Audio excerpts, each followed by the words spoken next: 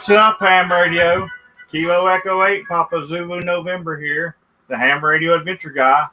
We got another great show for you tonight. We're talking Pota again, and we got a full house. We got all the guys who went on the Alaskan Potato Rove. They're going to be in here telling their stories and telling what's going on and everything.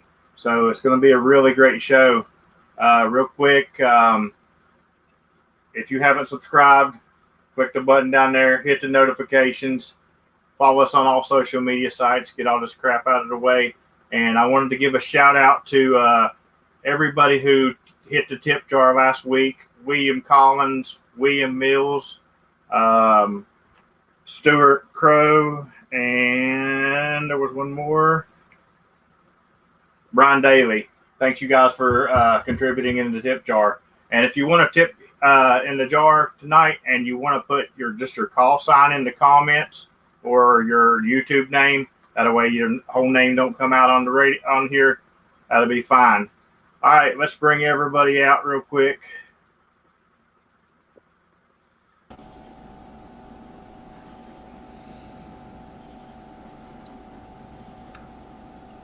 All right, do I got everybody out here? Yeah, what's up, guys? Going on? Not much. All right, so freshly back from two of you is back from Alaska. Yeah. I guess two of you is not coming back from Alaska. Lucky dogs, because first off, Dwayne told me it never got over 68 degrees there, and when he was there, and I'm like, oh my God, I'm ready to go. But so all right, tell me how it went. Somebody tell me some stories here. There's a lot. Well, we found out that there's really no bear or moose or bald eagles or sea lions. None of that in Alaska. It's propaganda. It's propaganda to get us there, and then it's a letdown. It's only if you're looking for them.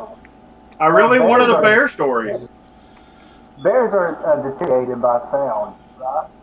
So when you have Doug sleeping in the tent snoring like a bear, it's going to be a bear that is 50 miles. Yeah, I was really hoping to get a bear story, guys. So how many parks did you guys end up getting? Was it I think 10 it's a total total? of 12 for 12, you guys, yeah. and I did 11, so I skipped the one. So 11 total parks. How many miles we're talking? Jeremy, that'd be look on it. Yeah, Jeremy, that's you. You was chauffeuring. Yeah, probably around 40. Nice. So any special problems come across that you didn't plan on having? Yeah, propagation above the latitude of like Washington. True. Wheel bearing It's not hub. existent. Okay, so let me preface that story so Jeremy can finish it up. So Thursday morning, we get there Wednesday night and we go straight to his house and we talk and we finally go to bed. And we get up Thursday morning, we're gonna go to breakfast, and then we're gonna go do all this sightseeing. So we go down the road and Jeremy's like, "You guys hear that?" We're like, "Yeah." He said, "I've been trying to figure out what that is," and I said, "Well, it's a wheel bearing. It's easy." And so we eat breakfast, and we go back, and he jacks it up, and he said, "Yep, you're right. Let's go get some parts. We'll get this knocked right out." Okay. So he goes and gets the parts, and what was it, Jeremy? Hammer, chisel, jack, sawzall. We had some fire. Torch and fire. I mean, I can keep going, but the thing wasn't the bearing was not coming out. And, Now I'll tell you guys had a number on that wheel bearing for you have to do all that because, like, since the last show, I just replaced a wheel bearing in my car, and I didn't have to do all that, but I have had to do all that before. So Jeremy, your vehicle had been needing that wheel bearing a little bit. About ready to fall off, was it? A little bit, I don't know. It just started making noise a couple of days before I got there, and I couldn't figure it out. I thought it might have just been tires, but got some. They're like mud tires almost. I figured it was just him, maybe roaring or something. But yeah, we went to Anchorage, and the thing was just every time we would hit a little bump in the bearings just crushed. And so that was not a deal. But I thought it was going to put a step back on the whole trip. But lucky enough, we got another day. So, Jeremy, Plasma Storm says your audio is a little low, Jeremy. Yeah, can you go in the mic part and see if you can fix that audio? We can just boost it up. But the good thing about that is we spent a lot of time just standing around, just me, Jeremy, and Doug, because Eric, I think Eric was working that day, but we sat around, talked, and had a good time, and I mean, we laughed, and I mean, even though we knew he was stressed, he wasn't going to show us he was stressed, because he could beat that thing and use a torch and all that stuff, but we knew he was stressed, trying to make sure that we had a good time, and he was doing everything he could to get that thing fixed, and we knew it. So we had a good time sitting around joking and cutting up, and like I said, we had a little fire incident, and we had a lot of good laughs. It was still fun, as hard as that is to mean. We did have fun. We had a good time there too doing that. But he took care of it, and we were able to get what we needed, and we instead of taking a pop-up, we slept in tents, which gave us the real Alaskan experience. We had our own bear with us every night. When Doug went to bed, it was something else. Yeah, I heard this a lot. Even had some recordings made of me.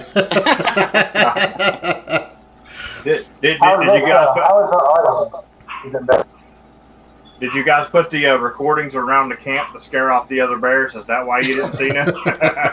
Very well could be. So yeah, I know I tried to get you guys quite a bit, and I never even heard you here. And so propagation was definitely a problem. But what about out west? Were you doing good out there? Yep. Most of mine. We was, actually Washington, Oregon, that area. We actually made contacts with all the corners of the U.S. We got Florida, we got Alabama, some guys here in Georgia in my town. Some of the guys that was Jeremy's friends, before he moved, we were able to get contact with those, and it just all depended on the little bit of luck, I think. Yeah, the propagation was really tough, really was. We had no idea really what we were going into when we got there, and till we sat up and started trying, and we finally made some contacts, but like I said, it was tough. Yeah, we sit and listen to Jeremy and Eric talk about, if we get 10, we're happy, and we're like, what? No, we get 10 just as soon as we spot ourselves, and we just didn't understand what they go through. It gives us a whole new idea of respect for what they do. They ham hard. We joke about ham harder because we have the liberty of going to 40 or 20 or some other band when things get tough, but they don't have that option. 40 meters was non-existent pretty much the whole time we were there. Save for and save for just a little bit, of time. But 20 meters, it was good for a little while, and then it goes out. And yep. You really got to do what you do. You got to be able to know. You got to be dialed in. You got to be dialed in. You got to have good stuff. Eric has every antenna known to man, I think. It's true. Every time I looked over, he was putting up something else, and I'm like, what the crap? Did he bring everything? But I understand, I totally only had understand 3 antennas. Yeah. Well, and the bands are what they are. You can't change that. But a lot of times, they might be dead for one person and they're good for somebody else. So, there's probably some people that was really happy to get a hold of you guys and stuff. I know, there's days when I'll look at the spotting page and it'll be nothing but 20 meter all the way down. And I'm like, nah, I'll jump on 40. And people will come at me and they'll be like, dude, you're the only person out here on 40, Yeah. and you're like 5'9". I'm like, that's where I do good here in West Virginia. Now, when I went to Florida on vacation, I ran 20, but here in West Virginia, 40 is what works great for me. Yeah. I gotta be up.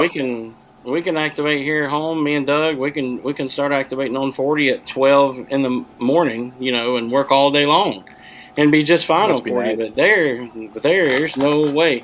I mean, I'm serious. I know people just think, those guys just didn't know what they're doing. But I'm telling you, it was hard to operate up there. And when we go back, we'll do a lot more planning. But you can only plan so much. You can only bring so many antennas for certain situations. If there's no propagation, there's no propagation. There's nothing you can do to fix that.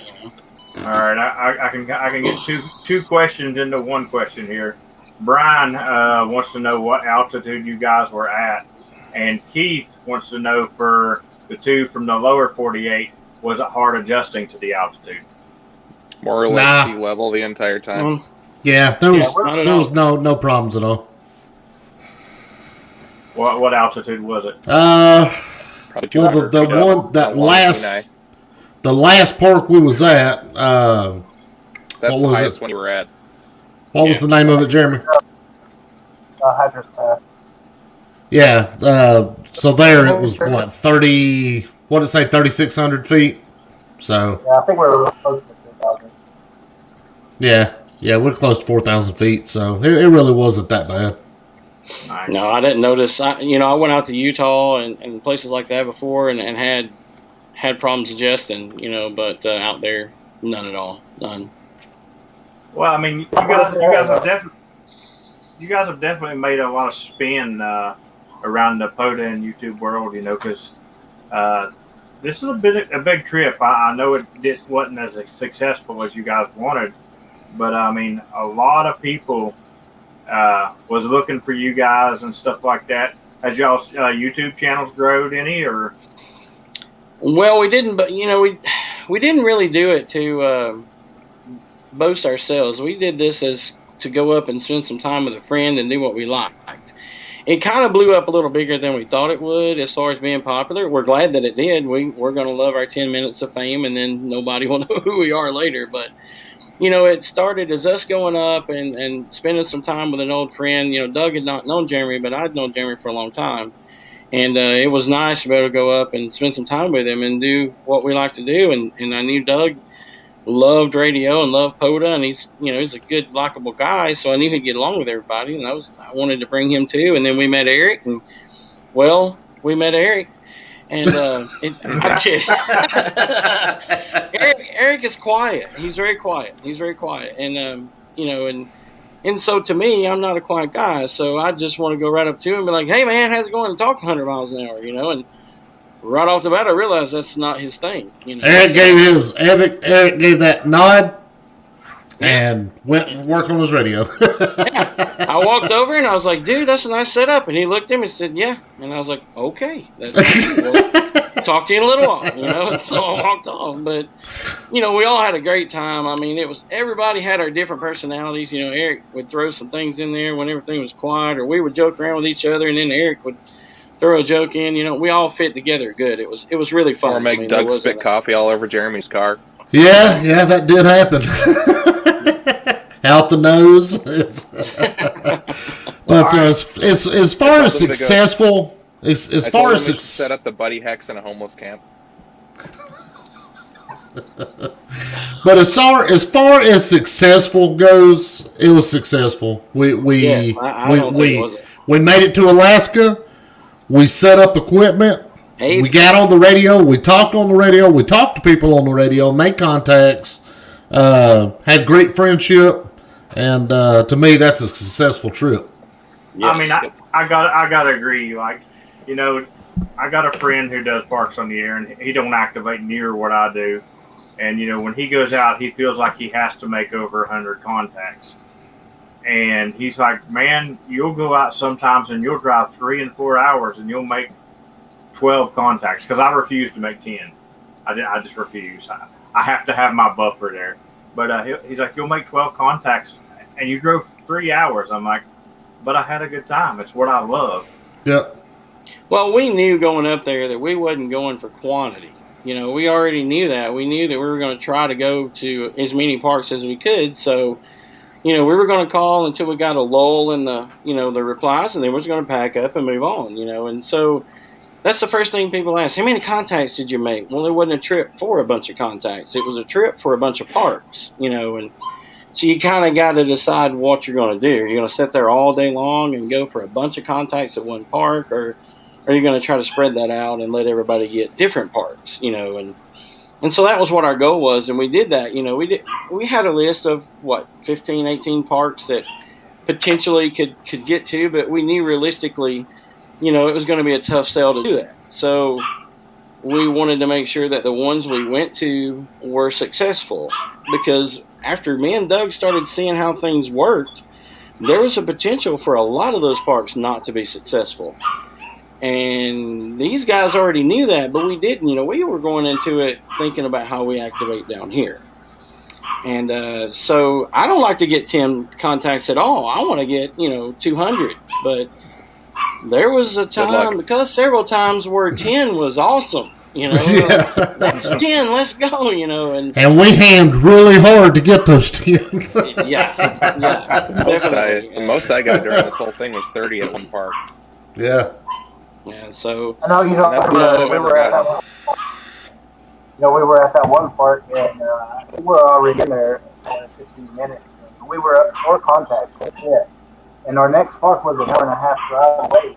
We didn't want to leave that park with just 4 contacts, but at that point, we had.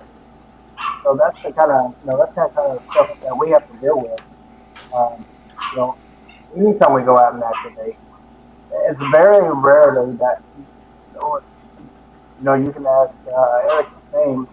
The most contacts I ever had at any given park was, I think, about 120 contacts. And, that was over a span of about 3 hours. But it was crazy. Population was good that day. But, having these parks with such a long span in between, we had to leave. Which neither one of us wanted to leave with just 4 contacts apart. But at the end of the day, we had to get to the next one. And hopefully, there was more parts that we thought we could, do better at. And so, we had to rely on Jeremy and Eric to tell us kind of, okay, guys, this is about what we can do. Even though it's not what we wanted, it's time to move on. And so that's what we did, and we were fine with that. Once we made that decision, hey, that was fine. We did what we could do there, and that was all that mattered. And we wanted to make contact with everybody down here. We did, but, when we got there, we had 4 days. Well, 3 days. We added an additional day, but we had 3 days to do it, and propagation just didn't work on our side. There was 0 sunspots Sunday, I believe it was. 0. Yeah, and the last so, day wasn't so good. Yeah, everything is just short path, and we're not in that, and we called and called and called and called and called, and we just couldn't, get any replies. But yeah, as far as success, we had it was a successful we had 1 trip. single We did side activate, band, and I got 1 on FT8 that day. That was it. Yeah. I mean, everybody knows that FT8, if you can't get anything on anywhere else, you go to FT8, you're going to get some contacts. But he was pulling in 0, no replies, no decodes, and we were just in a bad spot. And so, look, I know. I seen you guys on FT8, and I was like, well, this is where I'll get them. I'll get them here. And I couldn't even get you there. And I was like, man, I give up here. But I kind of learned something talking to you guys in the screen room here before the show. I was watching a live feed the other day, and, they were talking about, they heard you guys rag chewing and stuff, and they hadn't never really heard that in a Pota activation and stuff. And, nobody's giving you a hard time. They said, that's the good thing about being Pota. You can do your activation any way you want it. Well, you guys wasn't even really aware of none of this. No, we didn't rag chew at all. I mean, at all. So, any clues what happened here? Well, I think I got an idea of what happened, and Doug, I think, will attest to this. What happened is we had some guys from back home, and they were on the frequency, and they were trying to reach us. And they did, but then they started talking amongst themselves. that's the only thing that I can think of, because we never really rag chewed about anything. I mean, we didn't have enough time for that. You know, we would be fine if somebody tried to. We wouldn't tell them to shut up, but I don't remember any of that. The only thing I thought was maybe Eric went to a park by himself, and then we flip-flopped, and I thought, okay, maybe Eric had a QSO with somebody, you know, that they were talking about. But Eric, did you have anything like that? No, the only time when I went to the other park, the only single sideband I made in that park was getting you guys quick, so we could get an easy park to park to see if I could even hear you from that far away. Yeah, Yeah, that's why I switched back to FD8. Because after I watched that live stream also that you're talking about, I sent a message out to Dwayne. I was like, is there any possible way we was on Vox? And which I think we would have realized it, you know, if we had been. So that's why we asked Jeremy when he popped in, hey, man, was there any possible way that radio was on Vox? But, nah, we don't. I don't know. It's a mystery. But yeah, like I said, it was a success. We activated several parks that we wanted to. There was only 2 parks that we really had a hard time at that we attempted. But in the time frame that we had, the distance driving, because you got to remember, at the last minute we had to call an audible and go south instead of north. And so that changed everything as far as what we had planned, the parks we were going to hit, you know, the places we were going to be on Friday night to camp and on Saturday night to camp. All that changed, and so it took a little time. You know, this picture here that you're showing is a group of people that came up and started asking about, you know, what's that antenna? What is that? Is this ham radio? And so we had several groups of people that came up and got educated about ham radio, about the type of antenna we were using, the contacts we were making, you know, how far we could talk, all of that stuff. So that was a really good thing that we did, was we'd done some education while we were there. We did a lot of educational stuff while we was there. There was a lot of people who were really, truly interested in what we were doing. Absolutely. You know, we had one boy that came up to that park right there where the picture was showing. And I sent Eric a message that, hey, you know, you still all these people stop it. I have this little kid that wants to make contact with you. So I thought it would be a great idea. But at that point, we had lost Eric altogether. But, you know, he was kind of excited to do that. I was hoping we do that for him, but it didn't pan out. So the second picture there that you're showing, that was our camp at the first night we camped. Kasilof. I think I finally said it right after a whole week. It was Kasselhoff and some other stuff, and Jeremy and Eric are just shaking their head, you know, like, well, you know, just foreigners, you know. But that was our camp on the beach. You know, we went up to Alaska. We camped on a beach, talking ham radio, staring down 2 volcanoes, and watching the otters play in the water. That's a success in itself. I mean, that's people would pay tons of money to go and do just that. And oh yeah, there was 4 of us sitting there talking and cutting up and having the best time, you know, we've had in a long time, and just a beautiful scenery. You can see one of the volcanoes in the kind of to the left side of the picture, right above my tent. Yeah, right above the smaller tent. That's one of the volcanoes. The other was over to the left. Other one's back behind the hex beam. Yeah, you can see it. Yeah, okay. And so we had the hex beam there on the beach. Eric had his antenna sitting up on his side there, and if you zoom in the picture, you can see Eric sitting there at his computer, and you know, we're sitting there trying to figure out what we're going to do next, or you know, what path we're going to take. But I mean, that was an awesome night right there. That was just awesome. All right, so while we got wide open. While we got this picture up, I mean, I know that the propagation wasn't cooperating and stuff, but what did you guys think about the hex beam? Oh, it was great. I mean, it saved our bacon at the Independence Mine. We would have gotten there, and I feel like we would have not made any contacts had it not been for the beam. Yeah, I mean, because I know a lot of people is dying to get their hands on one of these and waiting for it to come out and everything. So you guys were really lucky to have that up there with you. So I wanted to get your input on it a little bit there. Another thing about the beam is we made several contacts with Bud, W3 Foxtrot, which is he started Buddy Pole, and then Chris took it over, his son. So he chased us at several parks. We put that together on the beach. We had a good time. I mean, it was just it was fun, and we used it a couple times at different places, and had a good time. Another thing about that is he's planning on shipping those starting middle of September.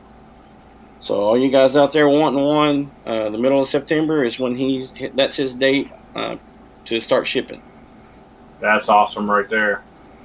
And that's another 12 across the bay there that we was looking at. Yeah, that's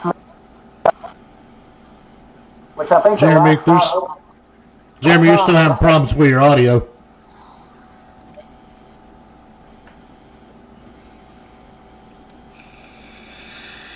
And this is Eric was at the summit that day. This was an unplanned activation, so Jeremy had taken off to take us to one last place, and Eric was doing his summit that day, and he was about 65 miles away. Eric, I don't know if it's that far. Maybe. And so he was on his summit, and we set this up there at Independence Mine. Now, somewhere here I've missed a picture, but it was one of the ones where you guys were doing the activation out of the car. Yeah, there were some parks that's we just pulled up, put up the antenna. Eric had his gear on his car, and we just threw the radio up on the hood, and there's a picture of Eric's setup too. Eric had a very, very nice setup. He had some. I'll let Eric tell you about his setup. So first thing, 30 miles, wasn't that far. I was running a 7300 most of the time with the Chameleon M-Pass light, just with the bigger transformer so that it could handle 100 watts digital. And then just running a Surface Go 2 tablet to do all my digital stuff. And then iPad to log. So more than I usually take. Normally I just take a 705 and hope QRP works that day. I like to go fast and light. So I know you guys are experimenting with the idea of possibly doing this again. If you guys do this again, is one of you thinking about maybe picking up some CW for these harder activations to try to get out? Well, I don't think any of us are CW ops. I mean, I could do CW, the cheat way with my computer, but I think I'm not sure that it would be any advantage over FT8. I know there's some CW activators out there, and if we could take someone that could be proficient in CW, that'd be awesome. But the best we can do for some of the weaker signal stuff is FT8. Right. I mean, I don't do CW, but I know a lot of them swear that they can get out better than anything. So I was just curious about it. I've been learning it slowly. It's just dedicating the time is the issue. Yeah, I understand that. I know I'm going to take my general test in, I think, November, and then after that, I'm going to try to learn. Well, I used to know Morse code when I was like 7, but I haven't used it since I was 7, so I got to relearn it. You're going to get your general test or your extra? Extra. Did I say general? You did. If I'm not in planning on extra. If I'm not in a general, I'm in a lot of trouble. I want to do extra before I learn CW, just because there's a timer on us having to pay more to get a license. Right, same here. Well, I want to get mine before November the 16th, and I think that there's a test on November the 4th, so that's probably when I'm going to do it. So, guys in the chat, you got any questions? Throw them at us. I think I saw one about how easy was the Buddy Hex to pick up and tear down. With a couple of us putting it together, I think we got it together and put up in the air in about 20 minutes, maybe 25. I think it'd be faster if you did it enough times. Mm-hmm. Yeah, after a couple times, doing it, you could make up a lot of time because it's very simple. I mean, it's super simple. You just, you got to do it once or twice to figure it out. But it's super simple. went together very easy. The Mastworks mast that comes with it or you use with it. It won't be coming with you. You have to buy it, I think, but it worked very well. I mean, it's made for portable. Yeah, I know.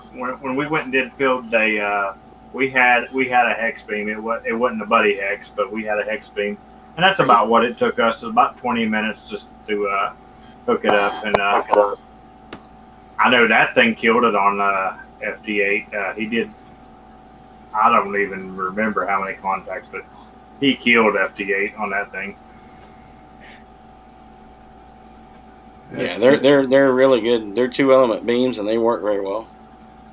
What's the one piece of gear you left behind that you wish you had from Brian?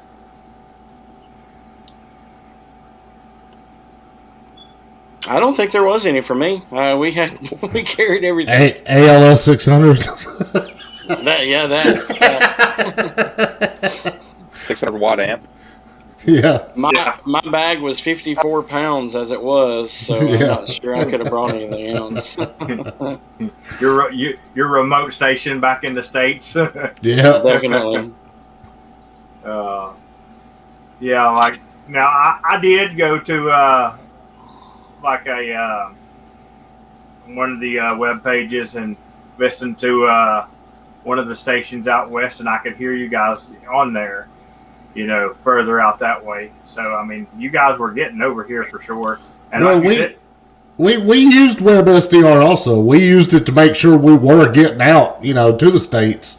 We'd make sure we'd listen to see if we were hitting the East Coast, if we were hitting the West Coast, or somewhere in the middle, just to verify that we were getting out. And also to help tune in the buddy hex, to make sure we were aiming in the correct direction, to get the best signal out there. So we use it some too. Yeah, we did it on the last day because we were just like, are we getting out at all? And we pulled up the East Coast. And we're like, yeah, we hear ourselves. And then, like he said, we kind of tuned it, turned the band to get the most, the most signal. And then, that's how we knew we were getting out. So we knew we were getting out. It was just propagation. It was just bad. Well, and I was almost always set up first, so I was able to tell you guys if 20 was even open. Just by hitting FT8 and checking. Dwayne Plasma Storm says that you cheated yourself, man. You had another 11 pounds you could have used. I couldn't have carried it though. Did you guys put up all the bands on the hex every time, or just 20 and 17? We put 20, 17, and 15, and 12 on the beach. But then when we went to Independence Mine and the other place, we only put 20 because that was the band we were going to use. We knew the other bands wouldn't even open, and that was the dreaded thing. We'd pull up at a park.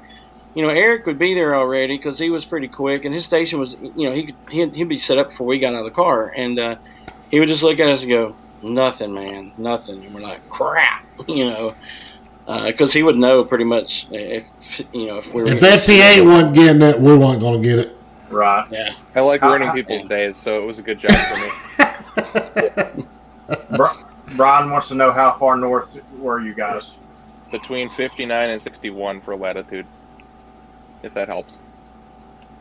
All right. So yeah, we really didn't even go north. When we got there, the plan was to go north, but we'd set up two strategies: one to go north or one to go south, depending on the weather.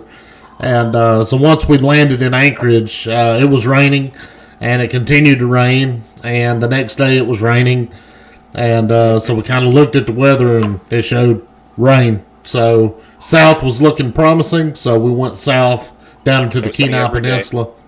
Yeah. And it was nice. We didn't have any bad weather.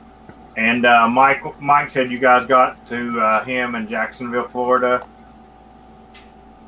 So I mean that's a good boat. Yeah. We did hit the East Coast some. Like I said, we got some fellow hams here in our hometown. We were able to reach them and talk to them, and we were hitting Alabama, Florida. We got that husband and wife team in Florida, didn't we, Jeremy? Yep. John and Diane. Yeah, John and Diane. Yeah, we got them. I remember getting those. So we were hitting the East Coast. We were, just kind of hit or miss, just bouncing around. I'll tell you somebody we did hit every single park. Whiskey Zero, Yankee Echo Sierra. Yep. Every park, he was there. Every park. So that was good on him. I mean, he was there. He was right there.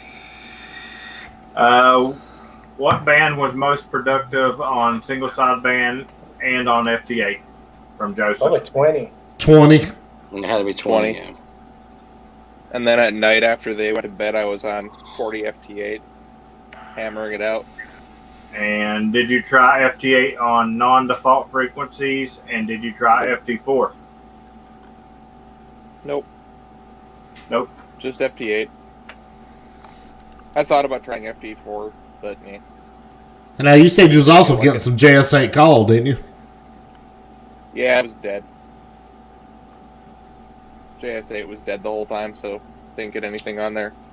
Any Russian or Euro contacts? I did have a nice little chat with some Australian guys. Yes, you did. Yeah, that was on 40. Yeah, it was. Yeah, that was 40. It was in the middle of the night for us. It would have probably been about 4 a.m., 5 a.m. East Coast, but it was around midnight where we was at, and I was talking to two guys in Australia, and then we did get some people out of Italy. I'm trying to think where else. But, yeah, those were 40 Spain, contacts. We got some contacts. That's right. Spain. Japan, yep. Japan. Just looking through mine, I got Ecuador, Brazil, Japan. So the guy that you said you got at every park, like, could you guys just pick him out even if he was down in the noise just because you were so used? He never was down in the noise. No, he was loud. He was loud every time. I mean, he was loud. We're all like, there he is. He was loud. It got to be when we went to the parks and he wasn't, right there. You're like, he's not going to get us this time. And then, boom, there he was. Yep. I'm not even necessarily going to say down in the noise, but like when I get in a pile up and I'll hear everybody calling, and they're on top of each other. There's 4 or 5 people that I can hear them through everything every time, and it ain't necessarily their signal. It's just I've worked them so many times, and I just love when I get them. I mean, I can count on them every time, just about. Yeah. And Whiskey Zero, Yankee Echo Sierra, he also told us that he had been to Alaska, and so the path we were going, and he was following us, he said it brought back a lot of memories for him. So it was kind of a good thing for him, too. He really enjoyed it, and we enjoyed it also. I'm getting ready to look up his call sign, see if I've ever worked him. Uh-huh. And also Bud. Bud looked forward to working us, too. Yep. Chris's dad from Buddy Pole. He was always super loud, and of course he was using a Buddy Hicks, and he was always super loud, and he always he got us at 3 or 4 parks, three or four of them. Whiskey Zero, Yankee what? Echo Sierra. Sierra.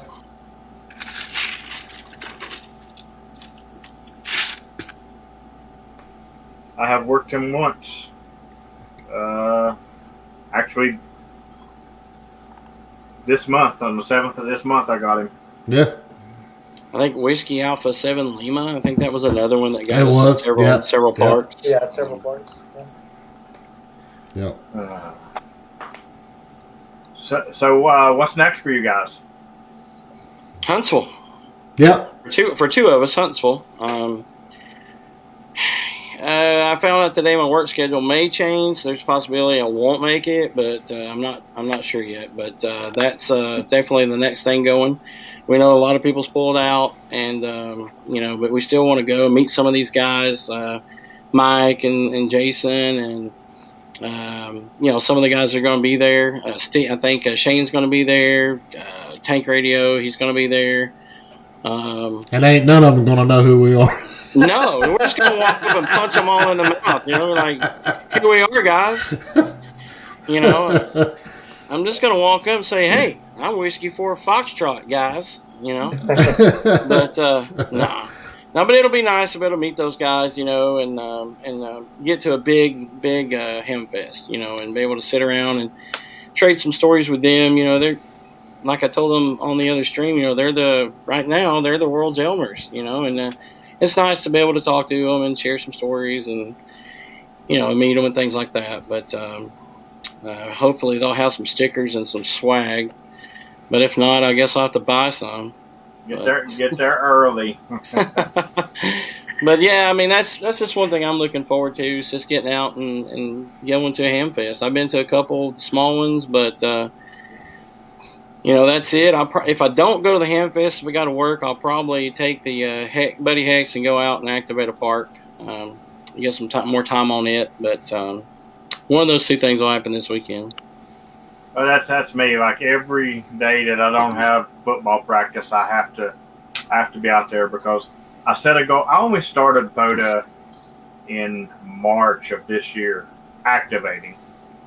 March the 21st of this year was my first activation, and I said that by the end of the year, I wanted to do every park in West Virginia. So cool. That was a big goal. And then I had a couple of setbacks. My radio got sent off, and I had 2.5 weeks. I didn't have no radio until one of my viewers sent me one to use, and had a couple of breakdowns. So now it's to the point that I got to do 20 parks a month for the rest of the year. Well, I wish we can do something like that. But actually, as of tonight, I've already got the 20 in for August. So I'm going to start on December's. And knock December's down a little bit for the rest of August, because I know it's going to get bad eventually. But kind of the thing for us is, Jeremy had me laughing today. He's already talking about enclosed trailer for next time, and we just immediately started talking about what we're going to do on this next trip. And like you said, we are looking at maybe middle of June. There's going to be 3 hours of nighttime, middle of June, guys. Yeah, and it's not even nighttime; it's like dusky. Yeah. So we'd like to try to plan that. We're going to look at what we need, exactly the route we'll take, and plan an alternate route like we did this time. And definitely, yeah. I know one thing that we really need to do. We just need to have more time. The 3 days was nowhere near long enough. We need to go for at least a week. Yeah, definitely. That would be fun.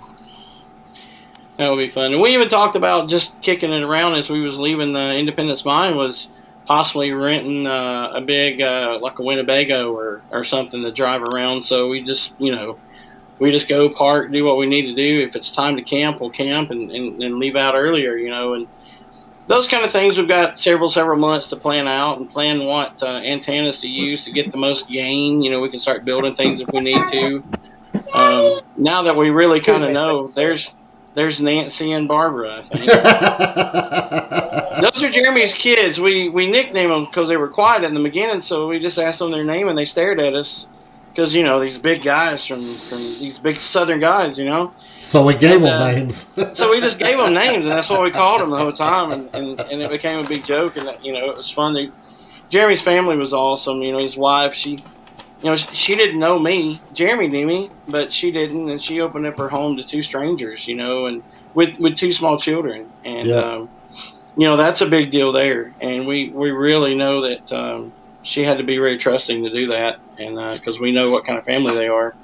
And we had a wonderful time. She cooked a great dinner for us one night, and she cooked ribs. Fall off the bone ribs, man. She was trying to cater to us, and it was good. And we all had a good time sitting around talking, and it was just a really good time. We had a good time all the way around.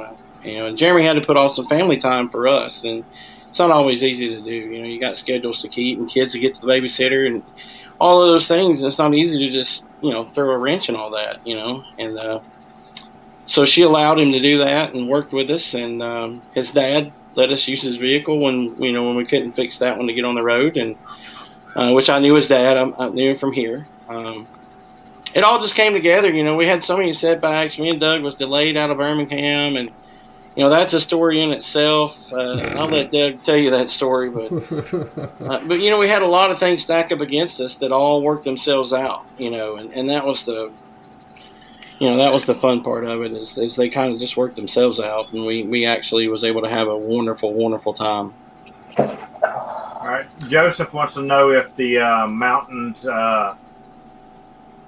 if the mountains noticeably affected the takeoff angle of your. So the Yes, crazy they thing do. about that is the very first park we stopped at was in a bowl. There was mountains all the way around us, glaciers, and we were like, we're not going to get anybody here. We're not going to get nothing. And I think we got the most contacts out of that one park.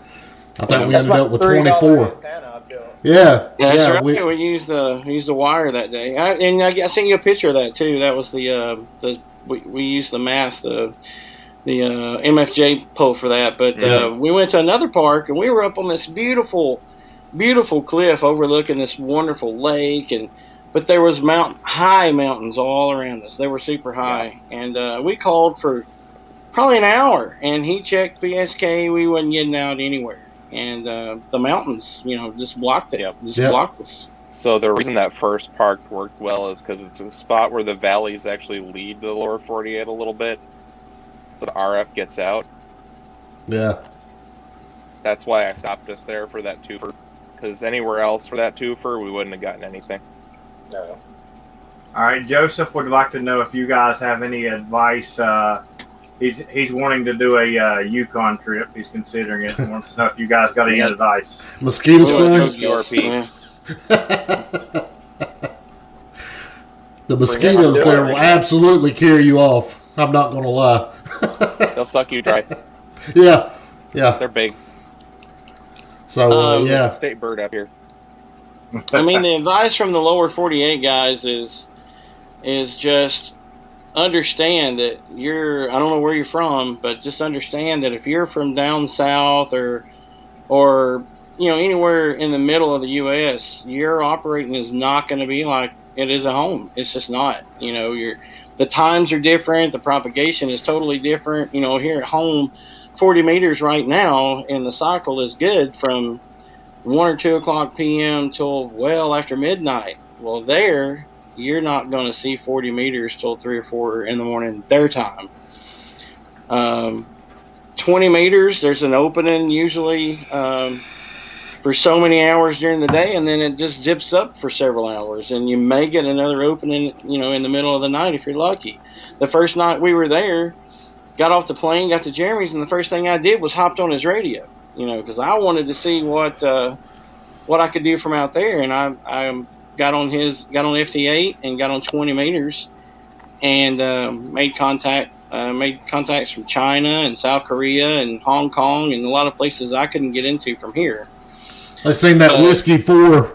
They seen that Whiskey 4 pop up, and they're like, "Oh man, the band's just opened up." Japan was just wearing me out, but on FT8.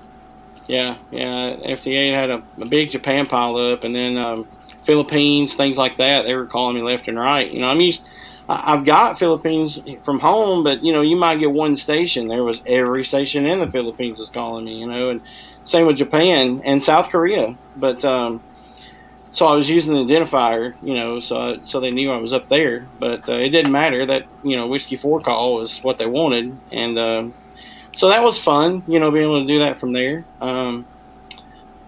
But as far as advice from us down here, just understand that you're in a whole different world up there. Everything's different. Everything from here is different. And those two guys can give you more. They know, they work in it every day. They can tell you what works and what don't.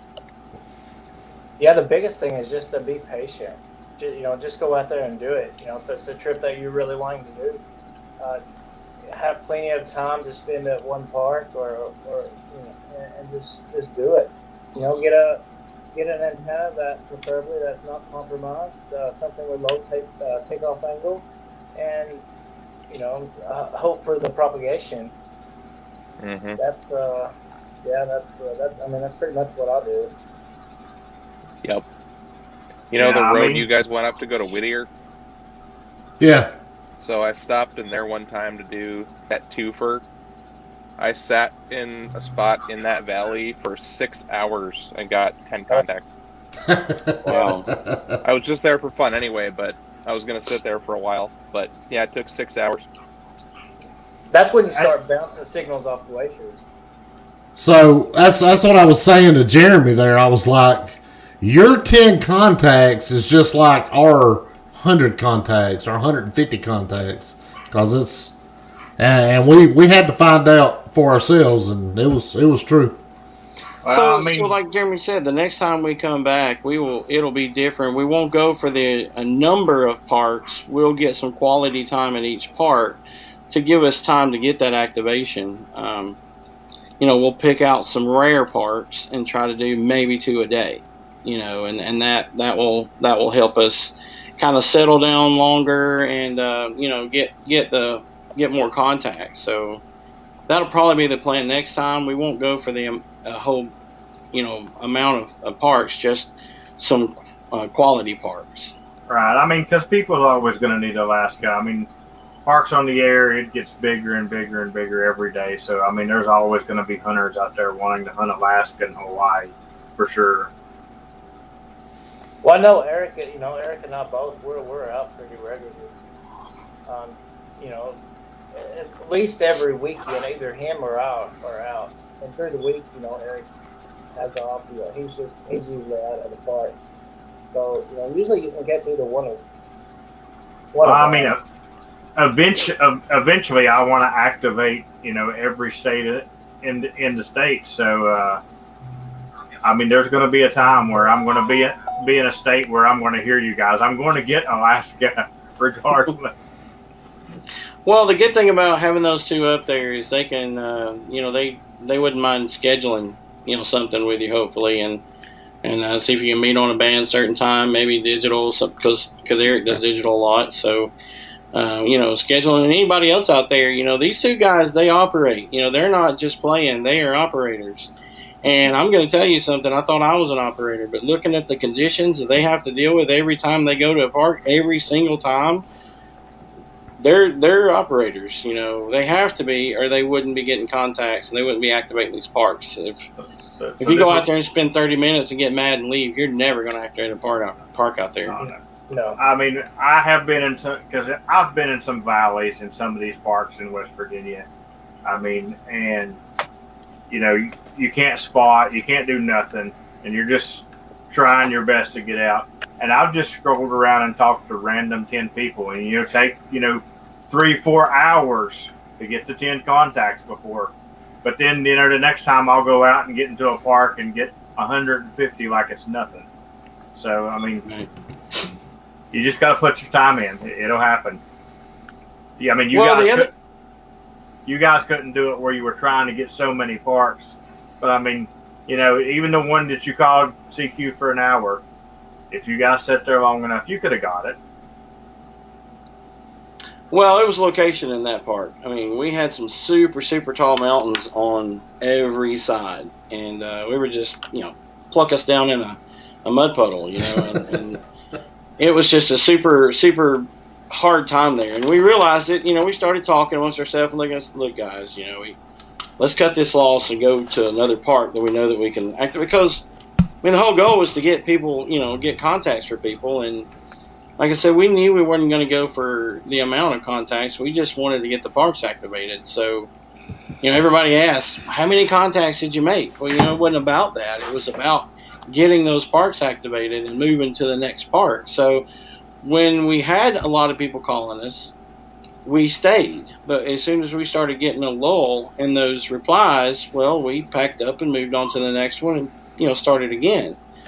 And so, we could have stayed at some of the parks that we had, good propagation that day and probably got a bunch of contacts, but then it would still been the same park for everybody. So, we wanted to move on, and that allowed me and Doug to see some of the most beautiful sights and things that we've ever seen in our lives. I've been to, I've traveled a lot. I've been to Yellowstone. I've been to all these places.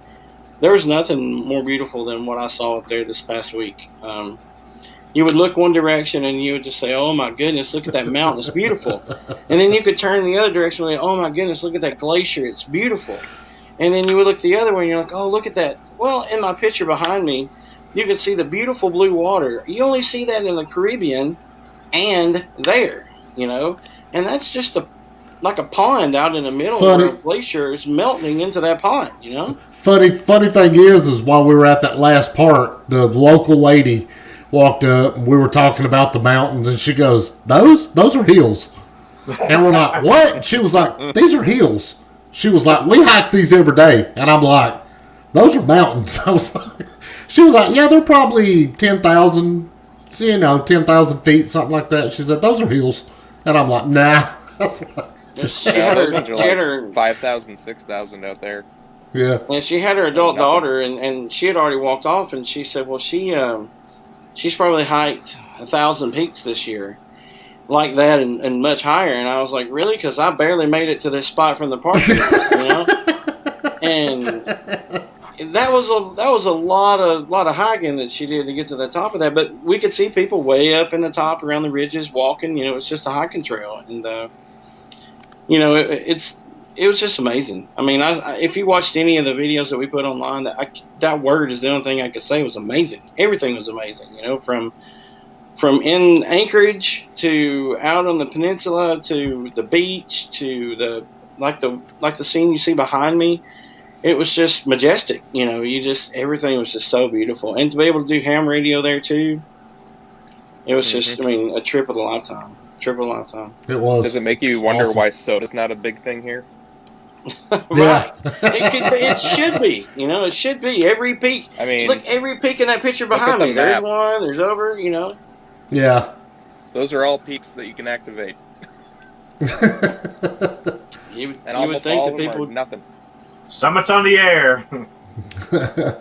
It works when you can't get a park activated because you only need 4. And that's true. That's why I started trying to combine them as much as I can. So at least I get something out of it. I have not been lucky enough to find these drive ups that some of the other YouTubers seem to come across. I mean, I know I could if I really researched it, but the local ones here, I end up hiking, 4 and 5 miles of mountains like this, and I'm like, good God. I'm not stopping after 4 contacts. I got to keep going because I got to rest. All right. Well, I know Eric tries to make sure he's got a 705, and he was talking about the weight and what he was carrying with him, and and I'm like, well, that's no gear, and he's like, are you kidding me? That's all I'm going to carry. I'm not going to carry a big radio. I'm not going to carry a battery. And I can understand that, I can understand why, and that's where it goes back to being an operator. You carry the least amount of gear possible, and you go up there and you still make contacts. That's an operator, That's not somebody that's not a fly by night guy. And you have to factor in life safety into that too. Yeah, because I have to have stuff to save my butt. That's like my bag for my first soda, and my bag for now soda, way different. But it's just time to start wrapping this up. You guys got anything that you want to add real quick? No, just can't wait to the next trip. This one was awesome, and it was an eye opener on what these guys go through every day. The next time, I mean, we did well. We activated, what was it, 10 or 11? 12 parks. That's a lot in 3 days. I know a lot of people can do that, but we had to drive, 400 or 500 miles to do that. And, the next time we go up, we'll have a little bit different plan. It won't be any better than this one. We'll still have a good time. We'll go a different direction and see whole new sights, maybe a bear. Maybe. When we talked on the last show, we're like, oh, we'll see bear, but, we're ready. It'll be all right. We're not worried about that. And that was the least of my concern. And, well, it still is, because the only bear I saw was the stuffed one in the airport. But we ribbed Jeremy about that the whole time. Until we were going down the road and he'd say, hey, Joe, see that? It was a moose back there, No. No, And just for the people in the chat, you can go to the Pota web or Pota Facebook page. We did upload pictures there, some videos of our adventure, and you can check out that stuff there also. Yeah, And if and thanks to everybody who chased us around the parks. Yeah. Even they didn't make contact with us.